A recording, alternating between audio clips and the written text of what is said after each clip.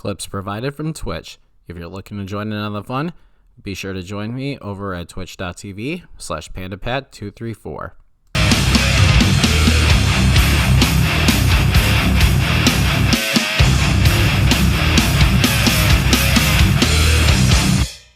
Hey guys, Panda Pat here, and today I wanted to do something special. I wanted to review the new game that just came out, Metal Hellsinger. Now, this is Outriders Studios' very first game. They are a small indie team, and this game is released on PlayStation 5, Xbox Series X and S, and PC. And this is a Doom clone, but it's based on a rhythm game. And the gameplay itself is just absolutely fantastic.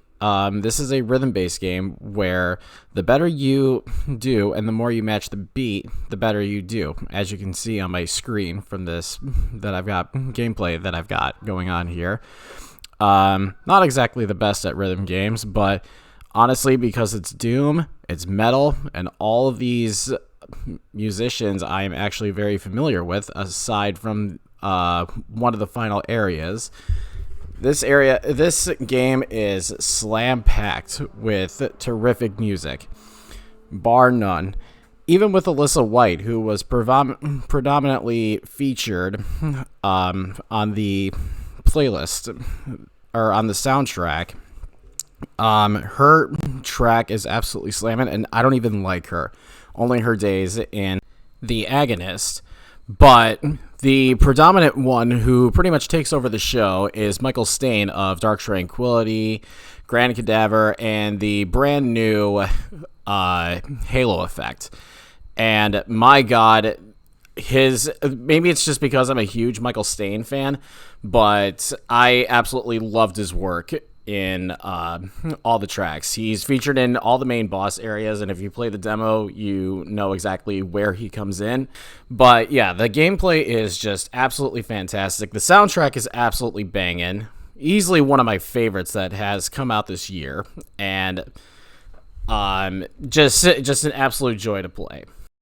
As for the story of this game, you're basically a demon who is trying to reclaim his long-lost love's voice, who was taken from the main bad guy of this game. That's about the story, about as not good of a nutshell that I can actually describe to you without going into spoiler territory. But yeah, you're going through several different areas with musicians trying to match the beat with several of the guns that you acquire in this game. And you just blast away your demons through all these different waves, as you've been seeing from my from the screenplay that has been provided. And you basically play a Doom rhythm game, and it's just absolutely fantastic. Now, speaking of guns, that's probably one of the very little negatives that I'm going to give this game, is that there honestly are not that many guns. You have two guns that are equipped right from the very beginning, and yes, before each mission, you do have to select two non-default weapons that you can pick. The skull and your sword are the first weapons that you get in the game, and those are the ones that cannot be changed. The other weapons include the shotgun, the pistols, a crossbow, and some bird swords, which I like to call birds of war. Each weapon has its own little power-up special move that each one of them has. And while I know, and I checked into this, that the crossbow is actually the best weapon in the game, for me personally, the crossbow wasn't exactly the favorite. The Birds of War and the Pistols special were very, very OP. At least those were my thoughts while I was playing. That was what I discovered to be like the best.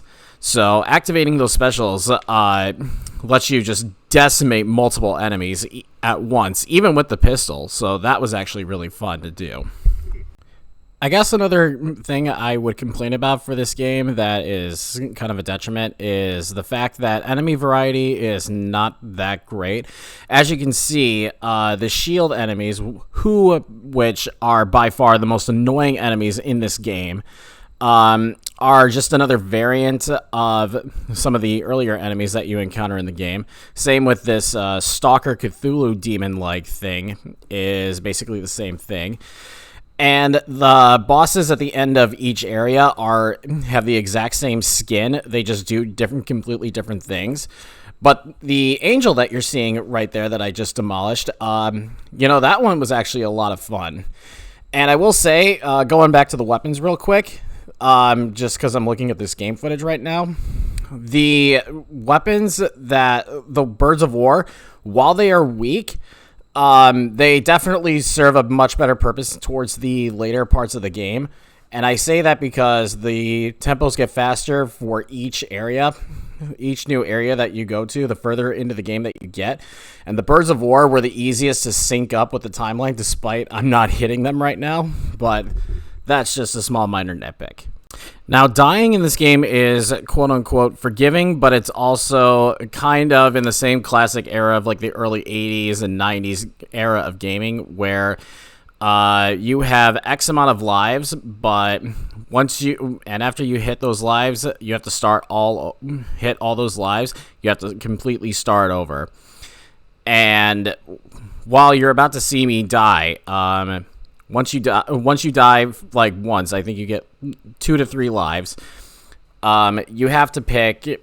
You either take it or you restart the entire thing. And as you can see, I'm resurrecting. The boss will go back to the same health that it was, but I can only die one more time. And if I die after that, I have to completely start this area over. But at the end of the day, this game is absolutely fantastic. Now, maybe I'm putting some bias in there because I love both Doom and I love metal music, especially the musicians that were featured in this game. But this is easily sitting comfortably alongside with Pokemon Legends Arceus, Elden Ring, and Kirby and the Forgotten Lands. And that's at the recording of this time, which is towards the end of September. We still have October and November and December left to look forward to. But yeah, this is definitely on my radar for one of the best games of 2022. So congrats to the Outriders. You guys pulled off an amazing game, and based on how the ending is, and I kind of have a funny idea as to how that goes, but I'm going to withhold that for this review just to not spoil things. You guys do set yourself up for a sequel, and I hope to God that you actually get it done. So kudos to you, and I really hope this game gets the sequel that it so rightfully deserves. And so for putting a letter grade on this, this game is easily getting an A. This is easily one of my favorite games that has released this year, even though there was a bit of a slog for the summer of this year for 2022. This is easily one of my favorite games that has come out this year. And I really hope to God these guys either do DLC or they get the expansion, or they do a sequel for this game. It's so rightfully deserved. And if you love Doom, heavy metal, rhythm games, or hell, all three, or even some of them, I implore you to check this out. So long as you actually can find a PS5 if you don't have one already, an Xbox Series X or S, or if you have a really good gaming PC, this is easily worth your time, easily worth the money. It's only $40 at the time of this recording. If you're unsure about it, go check it out when it's on sale. It's on Game Pass right now if you have Xbox, so I heavily implore you to check this out. Please do yourself a favor and check this game out. And with that, thank you for checking out my review for Metal Hellsinger. This is my very first video game review, and I would like to keep doing more if you guys are interested.